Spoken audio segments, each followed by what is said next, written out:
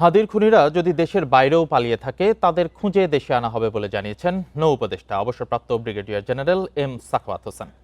শুক্রবার বিকেলে ঝালকাঠির নলছিটিতে ওসমান হাদির নামে সংস্কারকৃত লঞ্চ টার্মিনাল উদ্বোধন শেষে এ মন্তব্য করেন তিনি।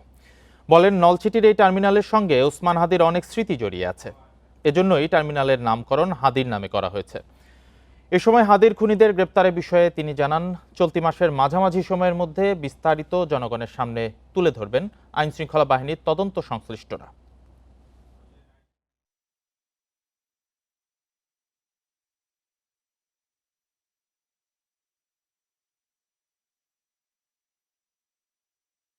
আমরা অত্যন্ত সিরিয়াস, গভর্নমেন্ট অত্যন্ত সিরিয়াস।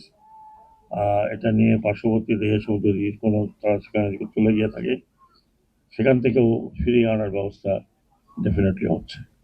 তো আমি এটুকু বলতে পারি যে আমরা সবাই চাই যে হাদির হত্যাকারীর বিচার শুধু না, এর পেছনে কারা জড়িত আছে সেটাও যাতে বের হয়ে আসে।